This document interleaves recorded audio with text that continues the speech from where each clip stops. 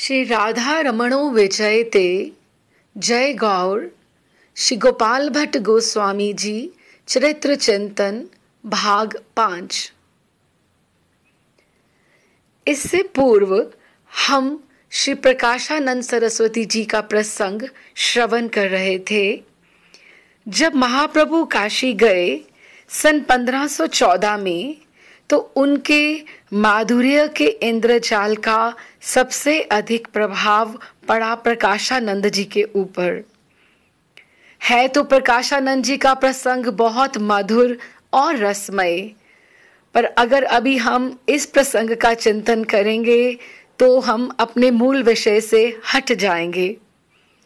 नृत्य कीर्तन में महाप्रभु की भाव माधुरी देख उन्हें ना जाने क्या हो गया।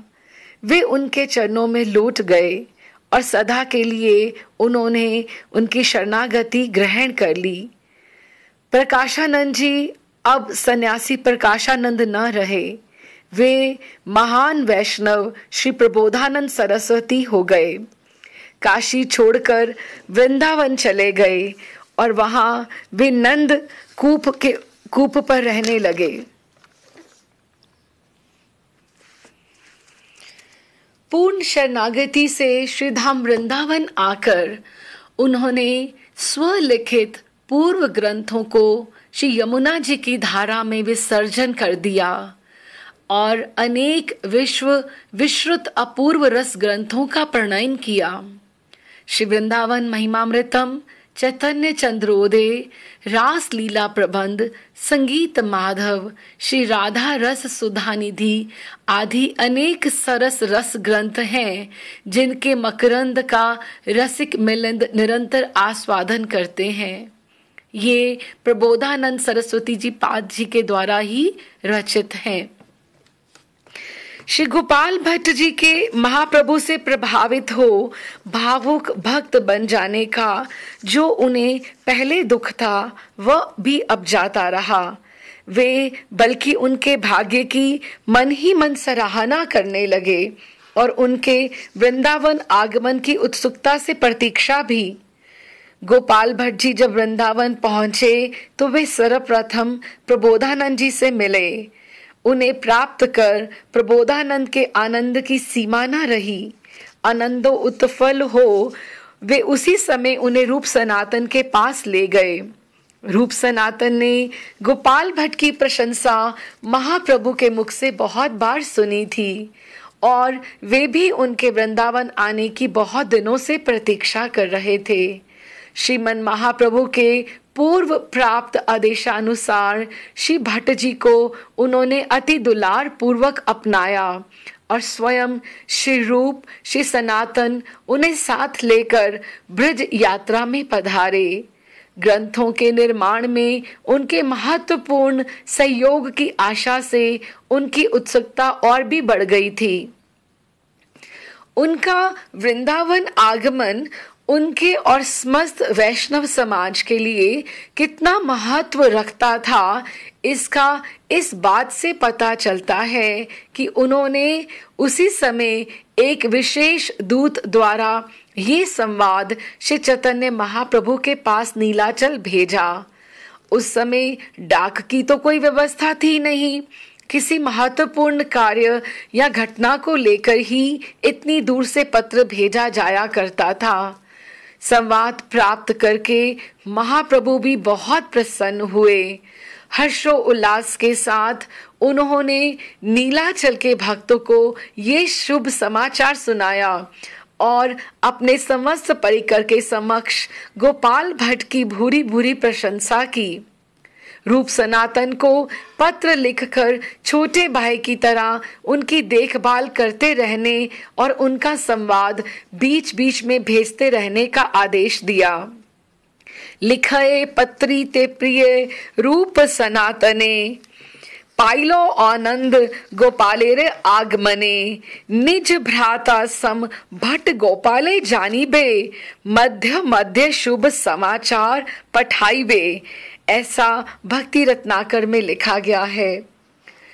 श्री गोपाल भट्ट गोस्वामी जी ने कुछ समय भजन कुटी निर्मित कर श्री राधा कुंड में भी निवास किया और फिर कुछ दिनों उपरांत उन्हें स्मरण हो आया महाप्रभु जी की आज्ञा का, जो उन्होंने कहा था कि तुम गोपाल एक समय मुक्तिनाथ अवश्य जाना, वहां तुम्हें अपूर्व कृपा और विभूति प्राप्त होगी।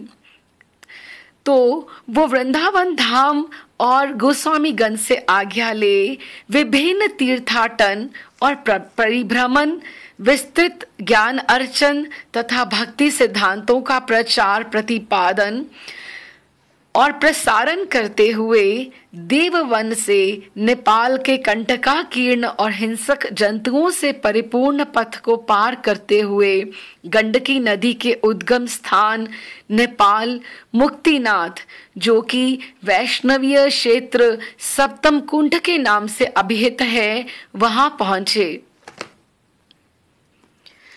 वहां उन्होंने दामोदर कुंड में स्नान किया और स्नान के उपरांत जैसे ही सूर्य उपासना के लिए अंजलि में जल भरा तो इनके उत्तरीय में अपूर्व विलक्षण लक्षणमय 12 शालग्राम आ गए।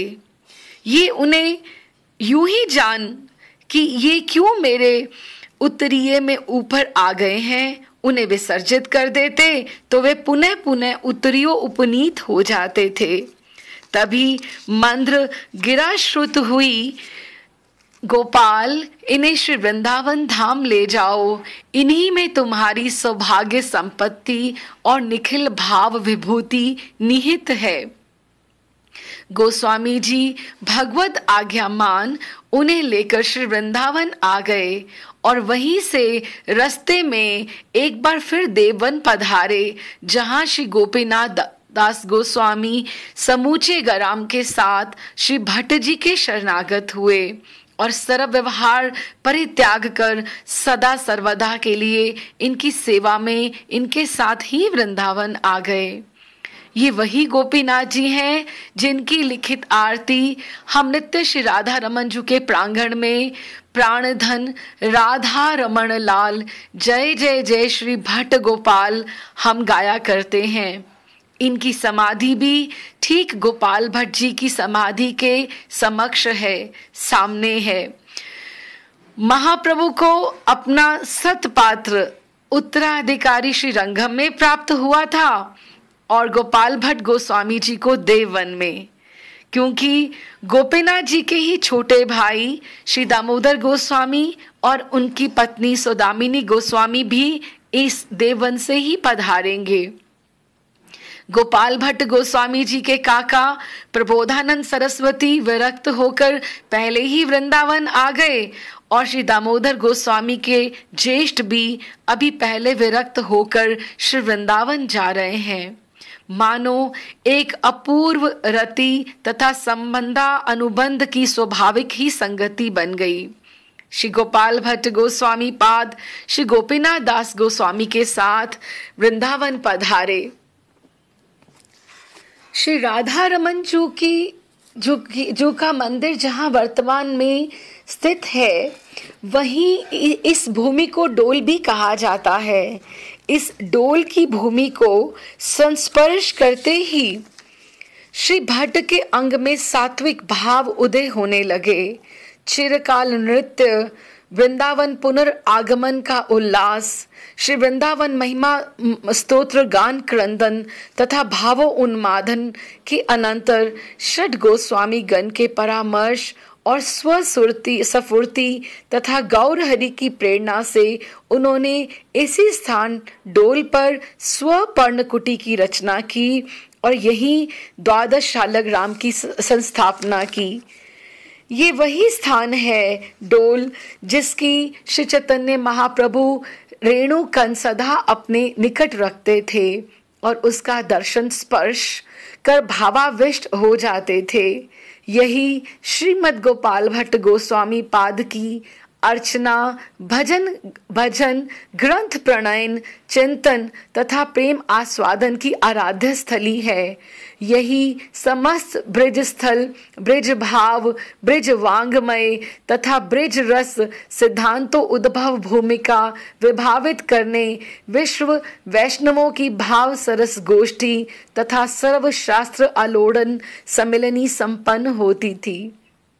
इसके आगे हम कल श्रवण करेंगे। श्री राधा रमणाय समर्पणम।